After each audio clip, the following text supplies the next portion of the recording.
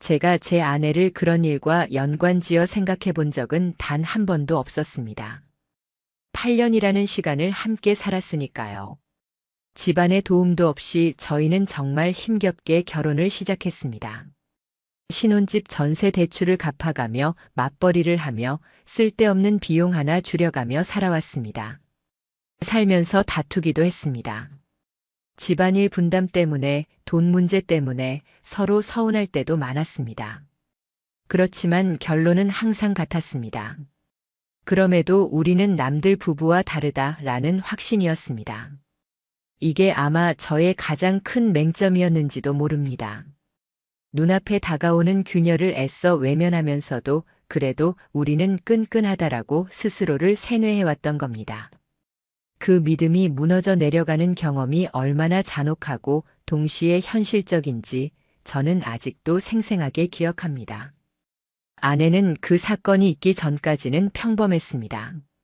매일 회사에 다니고 주말이면 장을 보고 청소를 하고 가끔 친구들과 간단히 술을 마시러 나가기도 했습니다. 제가 야근을 하고 늦은 시간 집에 들어온 날이면 미리 반찬을 준비해 두었다가 전자레인지에 데워 먹으라는 메모를 남겨두던 사람이었습니다. 그랬던 사람이었습니다. 그런데 어느 날 저는 그 모든 기억이 얼마나 허무하게 깨어질 수 있는지 느끼게 됐습니다. 시작은 소소했습니다. 제 차 때문이었습니다. 결혼하기 전부터 타던 차였으니 벌써 12년은 된 노후 차량이었습니다. 정이 많이 들어서 갈아타고 싶은 마음은 없었지만 작년 겨울부터 잔고장이 심해졌습니다.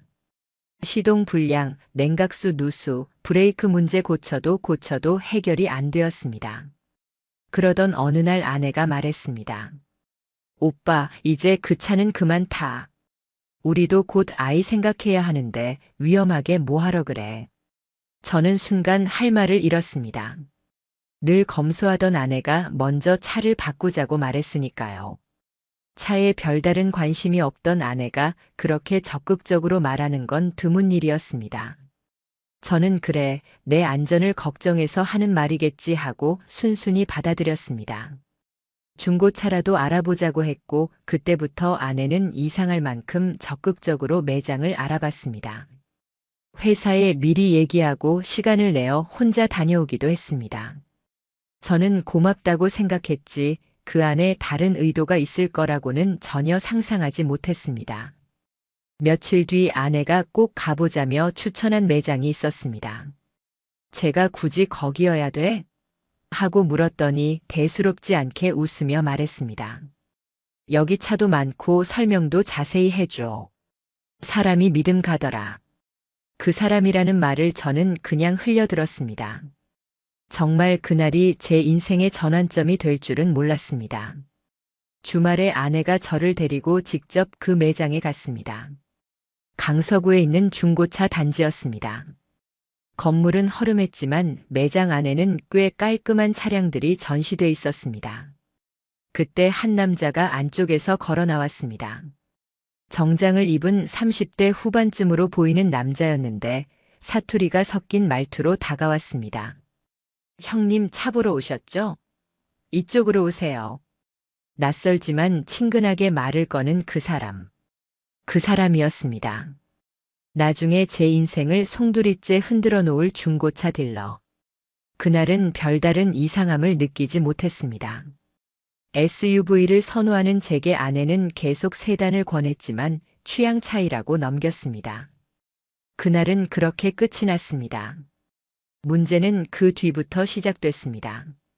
아내가 평소와 달리 휴대폰을 손에서 떼지 않게 된 게 첫 번째 이상 신호였습니다. 원래는 집에 오면 식탁 위에 올려두고 신경조차 쓰지 않던 사람이었는데 어느 순간부터는 화장실까지 들고 다니고 욕실 선반 위에도 놓고 씻었습니다. 심지어 제가 농담처럼 요즘 왜 이렇게 폰을 붙잡고 살아? 라고 묻자 아내는 웃으며 대답했습니다. 그냥 요즘 일이 많아서 그래. 연락도 자주 오는 거고. 그때는 크게 의심하지 않았습니다. 아내가 프리랜서 일을 겸하고 있었으니까요. 그러나 제 귓가에 계속 맴도는 그 말은 결국 뭔가 잘못 돌아가고 있다는 신호였습니다. 이후 아내는 외출이 부쩍 잦아졌습니다. 친구랑 만난다, 거래처 미팅이 있다, 모임이 있다. 이유는 다양했지만 주로 수요일 오후에 비슷한 시간대에 나갔다가 저녁쯤 돌아왔습니다.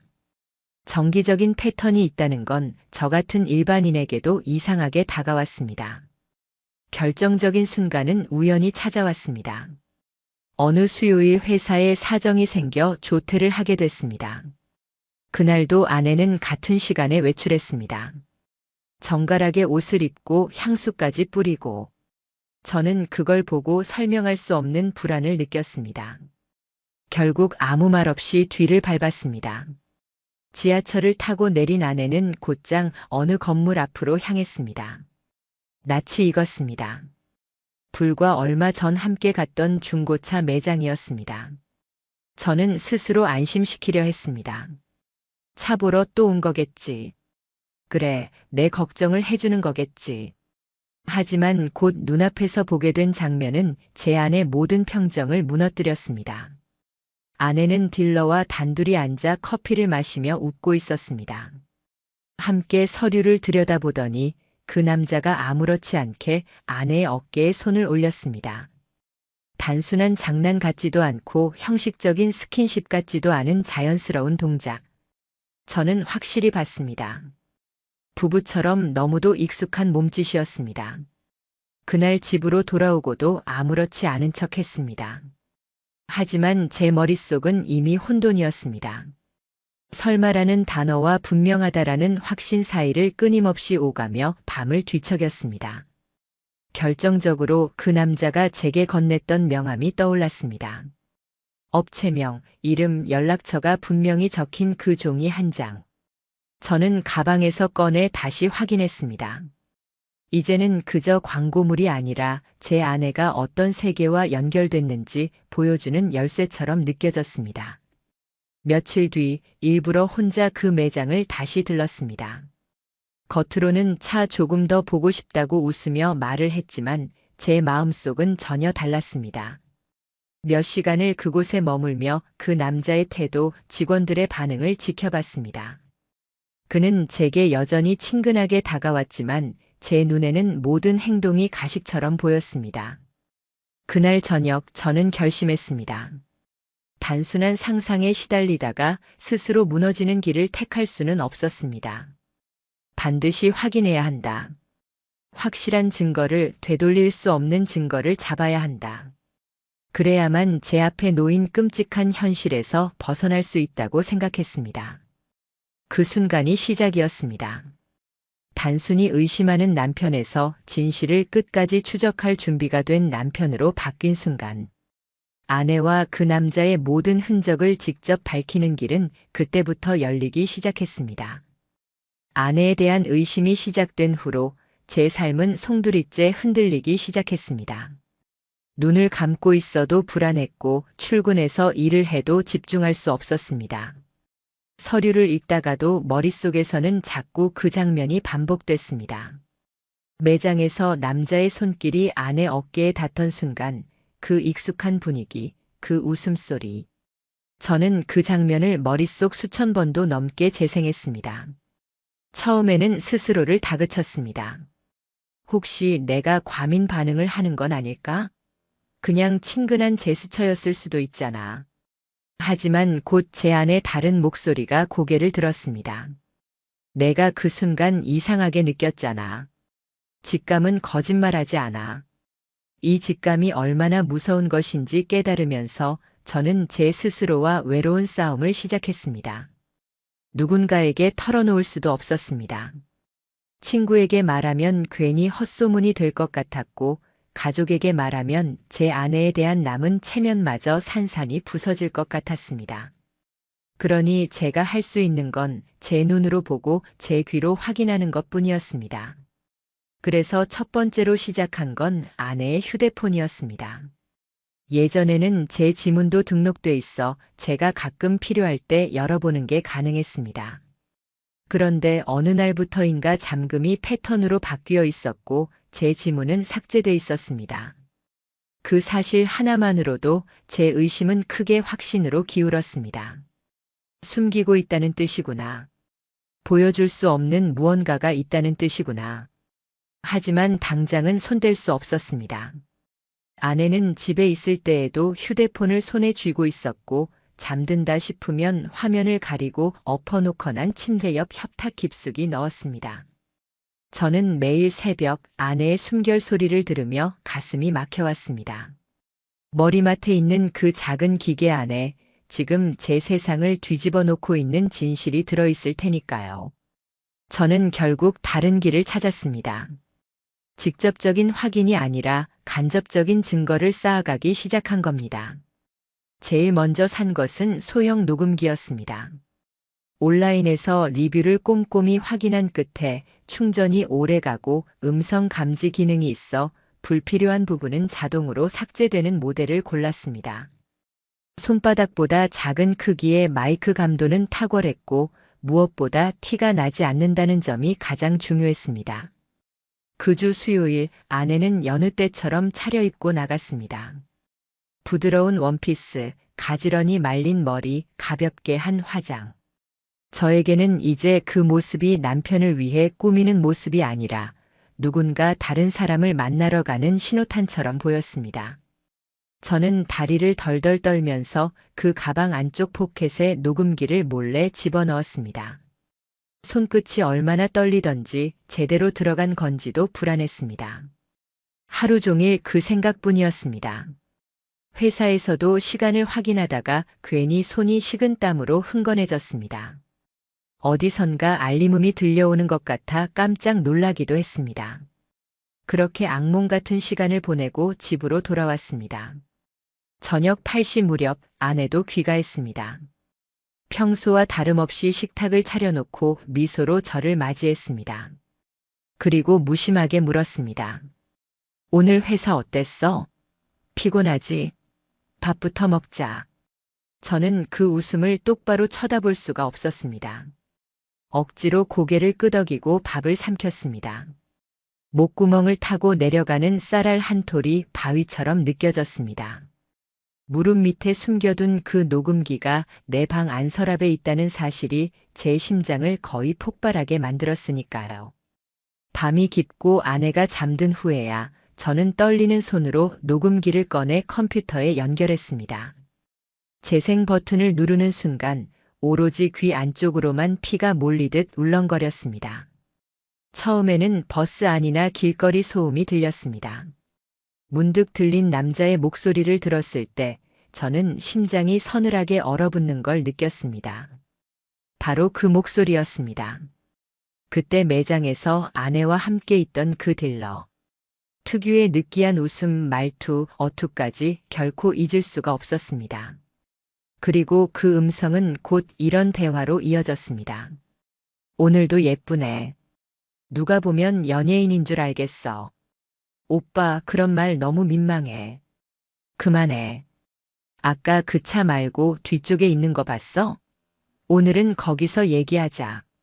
거긴 사람 잘 안 오지. 알겠어. 그 순간 저는 숨이 멎는 듯 했습니다. 세상 모든 소리가 멀어지고 귀에는 단지 그 짧은 문장들만 울림처럼 남았습니다. 거기서 얘기하자. 그 말이 가진 의미는 너무도 분명했습니다. 차를 핑계로 사람 없는 곳에서 단둘이 시간을 보내겠다. 그 이상의 해석이 필요 없었습니다. 녹음 파일을 더는 들을 수 없었습니다. 순간 귀를 틀어쥐고 그대로 바닥에 무너지듯 쓰러졌습니다. 머릿속에는 벌써 상상이 그림처럼 펼쳐졌습니다. 차 안에서 웃으며 이야기를 나누는 둘, 그리고 이어질 장면들. 오히려 상상이 실제보다 더 고통스러웠습니다. 눈을 감으면 생생하게 그려졌습니다. 숨은 거칠어지고 가슴은 미친 듯이 뛰었습니다. 그날 이후 저는 잠을 이룰 수 없었습니다. 눈을 감아도 뜨고 있어도 그 웃음소리와 대사가 맴돌았습니다. 머릿속에 아내 얼굴을 떠올리면 동시에 다른 남자와 함께 있는 모습이 떠올랐습니다. 아내를 사랑했던 감정이 그 순간마다 증오와 분노, 그리고 심연 같은 배신감으로 바뀌었습니다. 그러나 멈출 수 없었습니다. 이제 시작이라는 생각뿐이었습니다. 이대로 멈추면 제가 본 것과 들은 것들은 그저 제 망상이 되고 말 겁니다. 증거가 필요했습니다. 명확히 부인할 수 없게. 그리고 그 증거로 저를 기만한 두 사람을 무너뜨려야 했습니다. 그 다음 제가 준비한 것은 GPS 추적기였습니다. 요즘은 일반인도 누구나 구매할 수 있는 장치였고 설치도 간단했습니다. 자석으로 부착하면 차량 하부에 붙어 떨어지지 않았고 별도의 앱으로 실시간 위치 확인도 가능했습니다. 조그만 박스 하나였지만 제겐 모든 진실을 밝혀줄 검은 상자 같았습니다. 어느 날 밤 아내가 곤히 잠든 사이 저는 몰래 차고로 내려갔습니다. 차 불빛도 켜지지 않게 휴대폰을 3번이나 확인하고 손전등 대신 작은 열쇠용 손전구를 썼습니다. 무릎을 꿇고 차 밑으로 손을 뻗으면서 제 심장 소리 때문에 오히려 차가 울릴 것 같다는 두려움마저 스쳤습니다. 하지만 다행히 추적기는 매끄럽게 붙었습니다. 이제 남은 건 기다림이었습니다. 다음 수요일 제 인생 2번째로 가장 길었던 하루가 시작됐습니다. 아내는 언제나처럼 평온한 미소로 말했습니다. 오빠, 나 오늘 미팅 있어서 늦을 수도 있어. 저는 세상에서 가장 연기력이 뛰어난 배우라도 된 듯 미소를 지어 보이며 대답했습니다. 그래, 조심히 다녀와. 그렇게 말하고는 스마트폰 속 앱을 켰습니다. 지도 위 초록점 하나에 모든 정신이 빨려 들어갔습니다. 시간은 평소와 다름없이 정확했습니다. 오후 1시쯤 아내의 차는 집 근처를 떠났습니다. 이동 경로가 선명하게 표시됐습니다. 서서히 강서쪽으로 향하는 차. 결국 맵 위에 찍힌 위치는 중고차 매장 뒤편 외진 골목 근처였습니다. 심장이 식은 듯 무감각해졌습니다. 커피숍도 아니고 음식점도 아니고 쇼핑몰도 아니었습니다. 지도상으로는 주차 공간조차 없는 건물 뒤편 통로와 연결되는 작은 길이었습니다. 그런데 그 초록점은 거기서 2시간 가까이 멈춰 있었습니다. 이유는 분명했습니다. 저는 그날 결국 조퇴를 하고 직접 그곳으로 향했습니다. 버스 안에서 손바닥은 땀으로 젖어 미끄러졌습니다. 계속해서 휴대폰을 켜고 확인했습니다. 위치는 변하지 않았습니다. 한 발, 2발. 골목으로 들어서던 순간 저는 딱 굳었습니다. 제 아내 차가 주차돼 있었습니다. 그 옆에 나란히 붙어 있는 검은색 차량. 흔들리고 있었습니다. 바람 때문이 아니었습니다. 가까이 다가갈수록 안에서 터져나오는 웃음소리와 낮게 깔린 음성이 똑똑히 들렸습니다. 저는 그 자리에서 한 발짝도 나아갈 수 없었습니다. 몸이 무거워서가 아닙니다. 가벼워서였습니다. 마치 공중에 붕 떠 있는 듯 감각이 모두 사라진 듯 했습니다. 눈물이 터지지 않았습니다. 오히려 속 안이 텅 빈 듯 허망했습니다. 저는 그 틈에 겨우 의식을 붙잡아 주머니에서 휴대폰을 꺼냈습니다. 사진을 찍었습니다. 번호판, 차량 위치, 두 차가 얼마나 가까이 붙어 있는지 주변 골목 풍경까지. 떨리는 손으로 몇 장을 찍고 나서야 다리가 풀려 물러설 수 있었습니다. 그날 집으로 돌아왔을 때 아내는 여느 때처럼 저녁상을 차려두고 있었습니다. 환히 웃으며 말했습니다. 오늘 거래처 사람이랑 미팅 잘 끝났어. 오빠는 어땠어? 그 말이 제 귀에 박히는 순간 저는 오히려 더 담담해졌습니다. 이제 웃음도 나오지 않았습니다. 다만 속으로 단 하나만 되뇌었습니다. 이제 끝이다. 이제부터 나는 지옥의 문을 열 것이다. 그날 밤 저는 변호사를 찾기 위해 수십 군데 웹페이지와 상담 사례를 뒤졌습니다. 상간남 소송 전문이라는 문구에 제 손가락이 멎었습니다. 이제 시작이었습니다. 아내와 그 남자의 관계를 직접 확인하고 난 이후 제 안에서 무언가가 완전히 바뀌었습니다.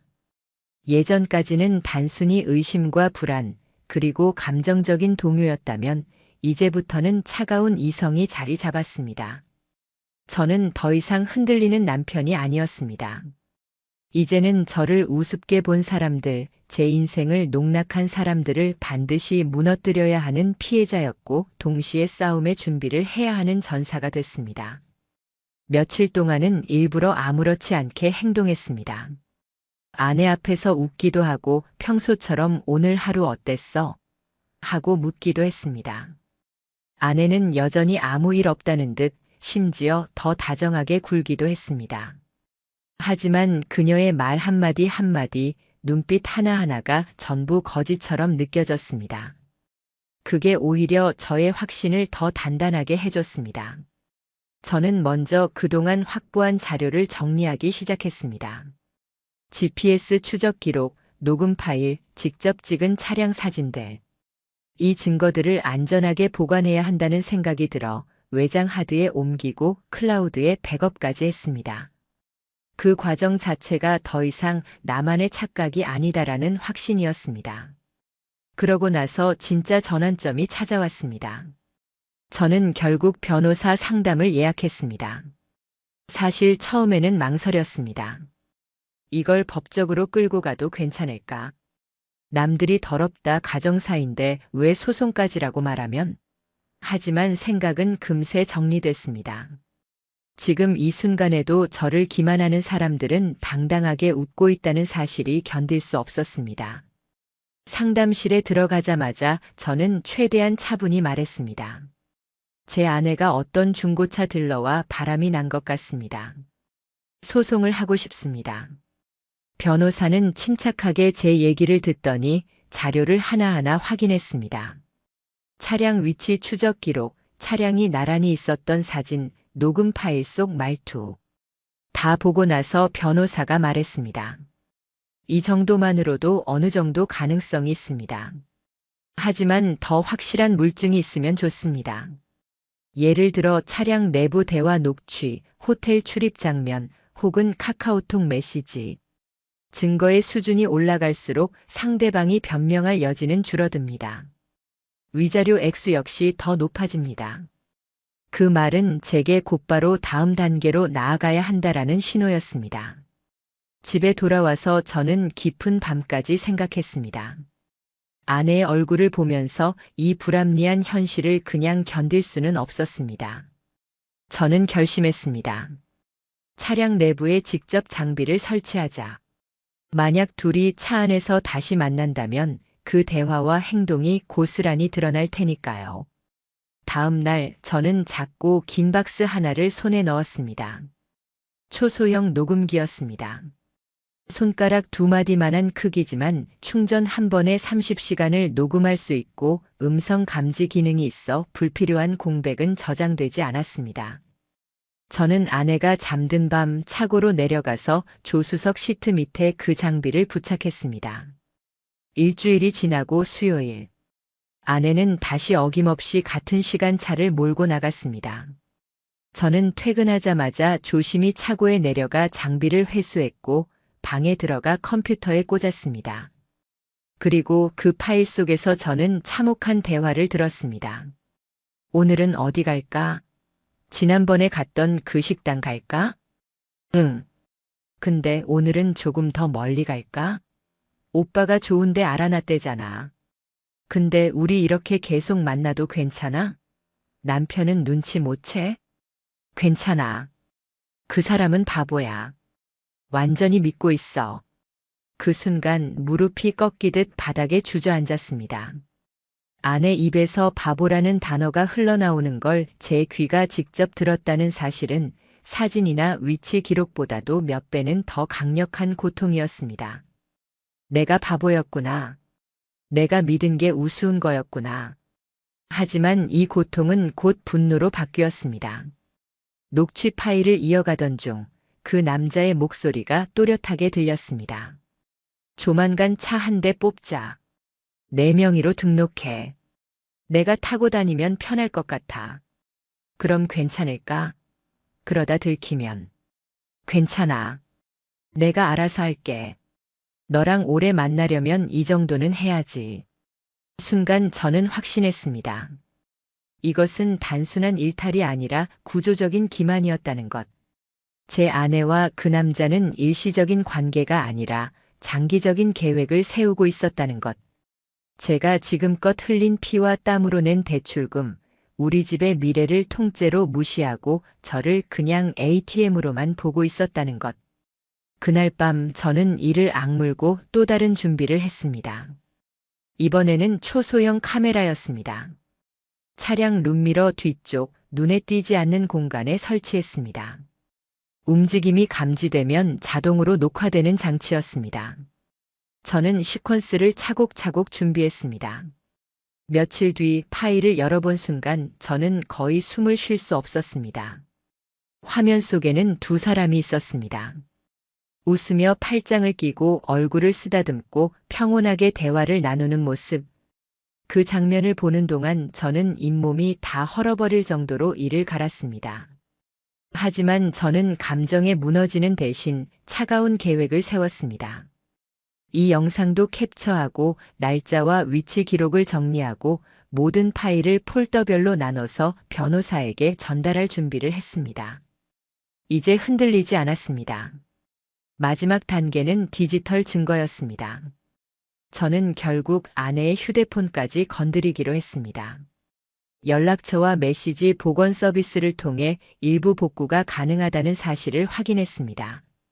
지난밤 아내가 깊은 잠에 빠진 틈을 타 휴대폰을 확보했고 외부 서비스를 통해 데이터를 의뢰했습니다.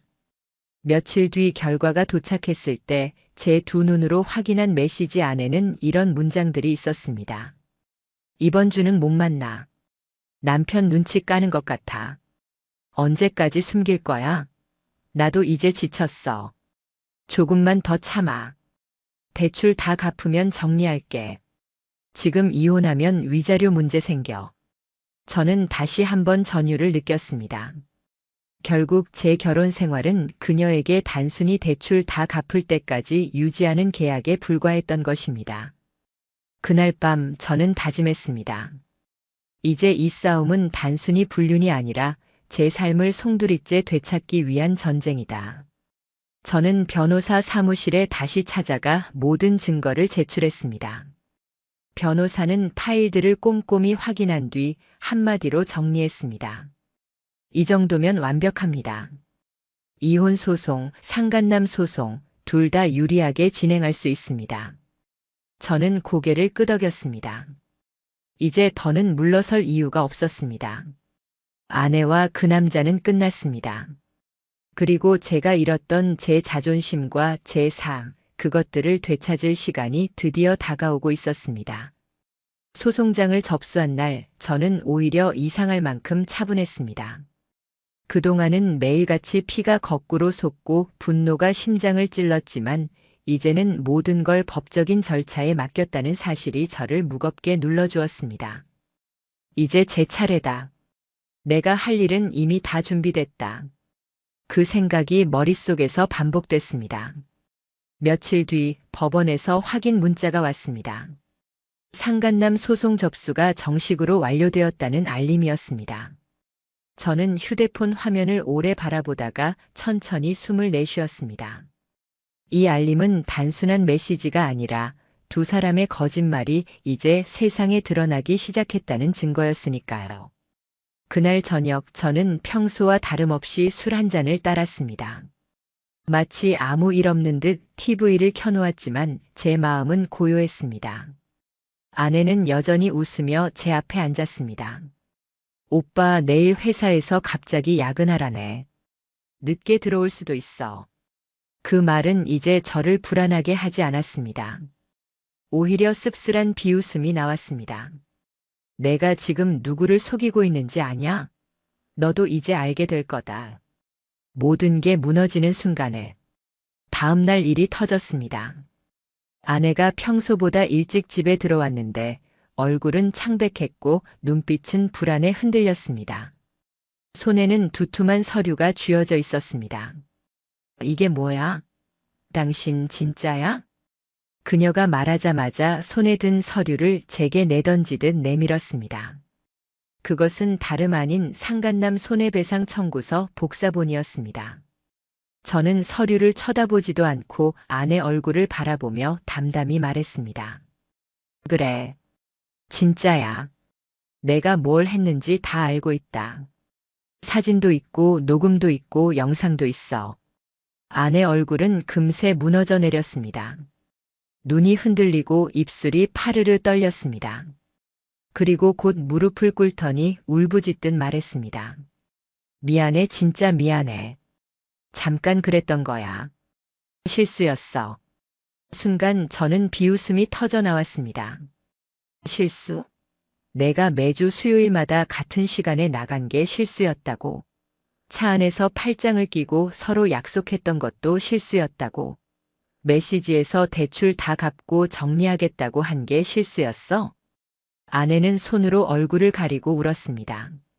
하지만 그 눈물은 제게 아무 의미가 없었습니다.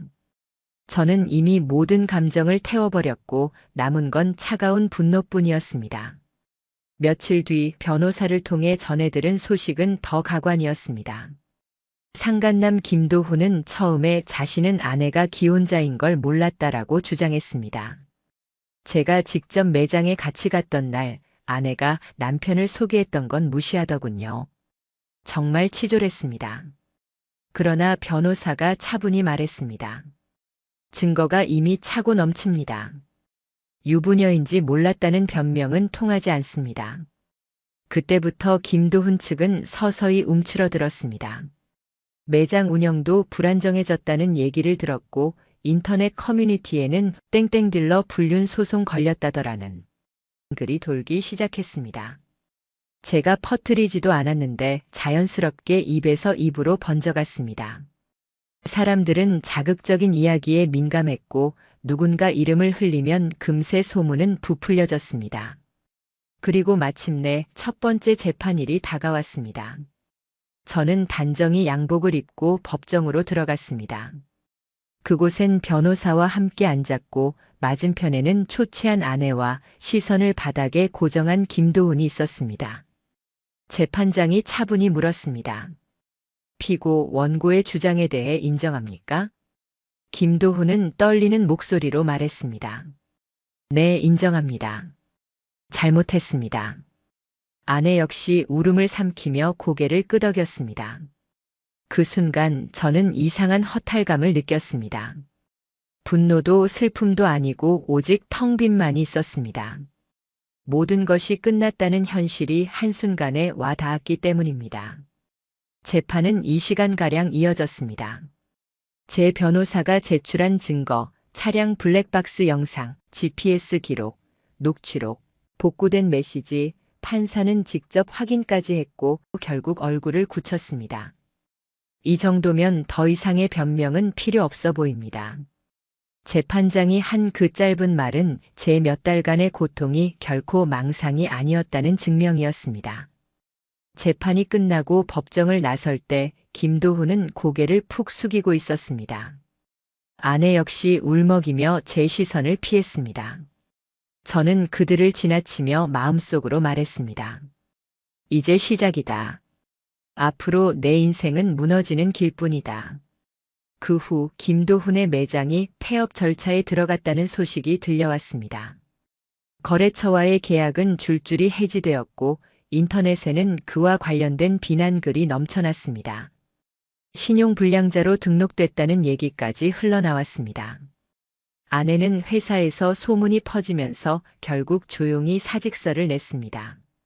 예전의 당당한 모습은 어디에도 없었고 그녀는 지방 작은 방에서 부모님 눈치를 보며 살고 있다는 소식만 들려왔습니다. 그들의 몰락을 확인하면서도 제 마음 한켠은 결코 편안하지 않았습니다. 이겼다, 복수했다는 만족감이 들기도 했지만 동시에 돌이킬 수 없는 상처가 제 안에 깊이 남아있음을 느꼈습니다. 너무나 사랑했던 사람에게 배신당했고 그 사랑은 이제 증오와 서류 몇 장으로만 남았기 때문입니다. 그러나 저는 이 모든 과정을 통해 깨달았습니다. 한 번 속은 건 제 탓일 수 있습니다. 하지만 2번 다시 속이는 건 제 허락 없이는 불가능하다는 것. 이제 저는 제가 지켜야 할 단 하나의 삶, 바로 제 자신을 지킬 준비가 끝난 사람이었습니다. 최종 선고가 내려지던 날, 저는 법정 앞 복도에 홀로 앉아 있었습니다. 심장이 요동칠 것이라 예상했지만 이상하게도 고요했습니다. 마치 오래 기다려온 겨울이 드디어 끝나고 처음 맞이하는 봄날의 대기처럼 잔잔했습니다. 잠시 후 문이 열리며 사람들이 하나둘 법정 안으로 들어갔습니다. 아내와 김도훈도 모습을 드러냈습니다. 이제는 전혀 다른 사람들이 되어 있었습니다. 아내의 얼굴은 퀭했고 화장기조차 희미했습니다. 김도훈은 더 비참했습니다. 정장마저 구겨진 채 초점을 잃은 눈빛으로 의자에 앉았습니다. 잘 나가던 딜러의 모습은 온데간데 없고 그저 몰락한 신세가 눈앞에 앉아 있었습니다. 판사가 서류를 정리한 뒤 말했습니다. 혼인 파탄 및 상간 소송과 관련하여 판결을 선고합니다. 그 순간 법정 안 공기는 유리처럼 단단해졌습니다. 판결문은 선명했습니다.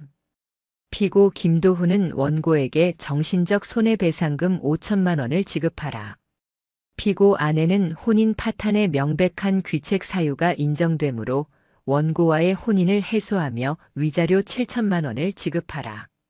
저는 숨도 쉬지 않고 그 외마디를 들었습니다. 5천만 원, 7천만 원. 단순한 액수 이상의 의미였습니다. 그 숫자는 지난 몇 달간의 제 고통에 사회적, 법적 평가가 내려졌음의 상징이었습니다. 이제 제 아픔이 더 이상 망상이 아니었고 법정에서 확실하게 구체화된 정의가 되었던 겁니다. 저는 고개를 천천히 떨구며 깊게 숨을 내쉬었습니다. 눈물이 왈칵 차올랐습니다. 누가 보면 단순한 재판 승리라고 생각하겠지만 그 안에는 제가 다 잃어가며 버틴 고통의 시간이 전부 들어 있었습니다. 판사가 퇴정하고 변호사가 제 어깨를 가볍게 두드리며 말했습니다. 이 정도 결과면 원고 측은 최선입니다. 수고 많으셨습니다. 저는 고개를 끄덕였습니다. 승리감이라기보다는 허무함이 먼저 몰려왔습니다. 법정 밖으로 나가는 길, 아내는 제게 말을 걸지 못했습니다. 눈물로 가득한 얼굴을 틀어막고 고개를 숙인 채 빠르게 걸어 나갔습니다. 김도훈 역시 저와 눈이 마주치지 않았습니다. 말라붙은 그림자처럼 고개를 숙이고 휘청이며 사라졌습니다. 그들의 모습은 분명 몰락이었고 그 몰락을 만들어낸 건 제 집념이었습니다. 며칠 뒤 소문은 현실이 되었습니다. 김도훈의 매장은 완전히 문을 닫았습니다. 직원들은 모두 뿔뿔이 흩어졌고 거래처는 손절했습니다. 중고차 관련 온라인 카페에는 그 인간한테 차 샀는데 불륜으로 소송 걸렸다더라는 글이 계속 올라왔습니다. 김도훈은 업계에서 퇴출되다시피 했습니다. 신용불량자로 등재되었다는 얘기도 들려왔습니다. 더 이상 사회에서 설 자리는 없어 보였습니다. 아내 역시 회사에 소문이 번지며 결국 스스로 사직했습니다. 한때 당당하게 집안을 지키던 여자는 더 이상 없었습니다.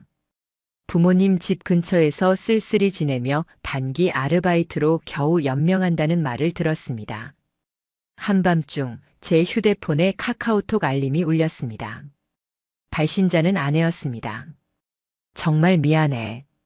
나는 요즘 사람도 못 만나고 살아. 그래도 오빠는 행복하게 지내고 있지? 저는 메시지를 읽고 가만히 화면을 꺼버렸습니다. 답장은 필요하지 않았습니다. 이미 제 마음속에서는 관계가 지나간 과거일 뿐이었습니다. 저는 혼자가 되었지만 이상하게도 그 고독이 두렵지 않았습니다. 결혼 생활 동안 내내 제 감정은 누군가를 믿는 데에 쓰였다면 이제는 오롯이 저 자신을 믿기로 했습니다. 매일 아침 눈을 뜨면 이렇게 다짐했습니다. 2번 다시 나를 속이는 사람에게는 반드시 대가를 치르게 할 것이다. 그게 내 인생을 지키는 길이고 내가 다시 나를 사랑하는 방법이다. 이제 더 이상 저는 예전처럼 어리석게만 살지 않습니다. 상처는 깊습니다. 그러나 그 상처는 동시에 제 삶을 다시 조각해낼 연장이기도 합니다. 저는 앞으로 혼자 살아가겠지만 적어도 나 자신만은 온전히 믿고 거짓 없는 삶을 지키며 살 것입니다. 그것이 제가 처절한 투쟁 끝에 얻어낸 마지막 결론이었습니다.